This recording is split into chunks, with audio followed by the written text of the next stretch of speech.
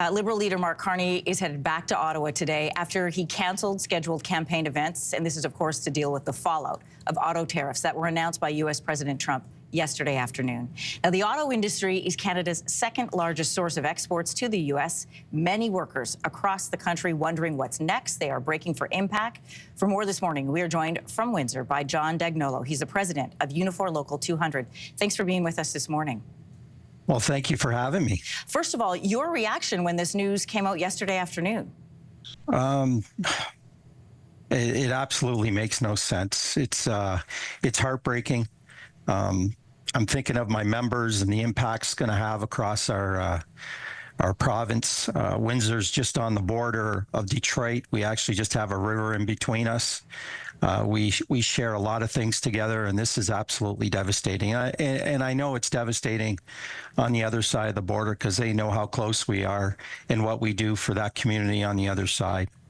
You represent about 2,000 auto workers at Ford's engine plant in Windsor. Your phone and email must have been blowing up yesterday. What are you hearing from members? Well, the unknowns is still there because when you made the announcement, there's not a lot of specifics in it, but the worry, it's always a worry.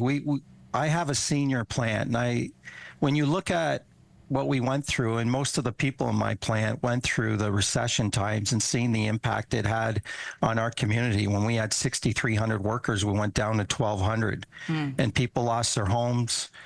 Just dropped keys off at the bank with the cars. Wow. This is what worries us. And the sad part about it is there's no need for it. They have an advantage within the auto industry when it comes to trade back and forth.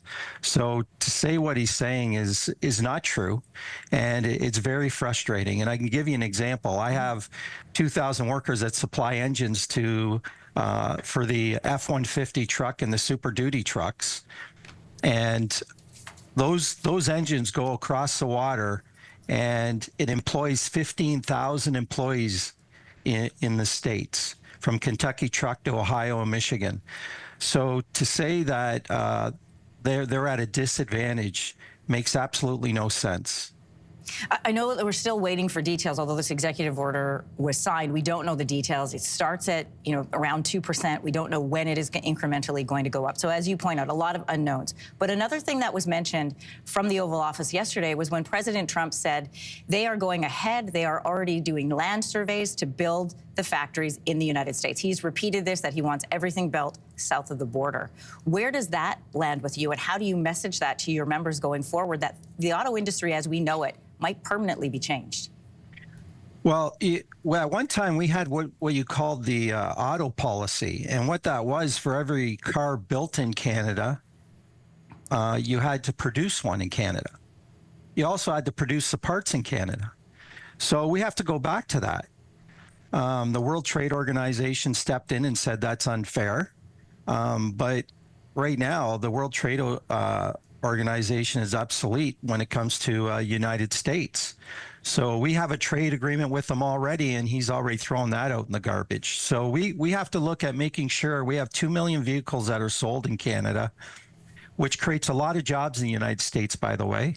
I can give you an example. We sold around 135,000 F-150s trucks in Canada. That creates well over 3,000 jobs. Yeah. We don't build them here. They go in they're going back to the States to build those trucks. Kentucky Truck has 8,600 workers. They'll lose a shift. So these are our Ohio Truck and Michigan Truck. Between all of them, it devastate them. So at the end of the day, I'll gladly build that plant here and produce those trucks and sell those trucks here, because that's what we have to do. We're going to have to start looking at making sure they supply these plants in Canada, right? Because we're buying them.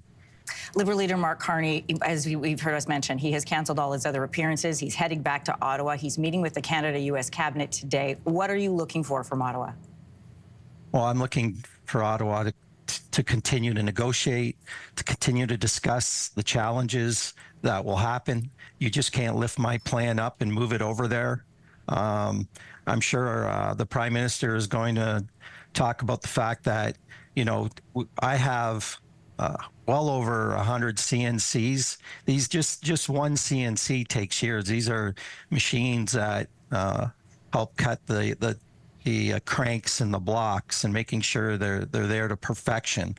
But and it just can't happen overnight. It takes years and years. So to say, I think he can hopefully negotiate the fact that we're a partner and that there's no need for these tariffs in Canada.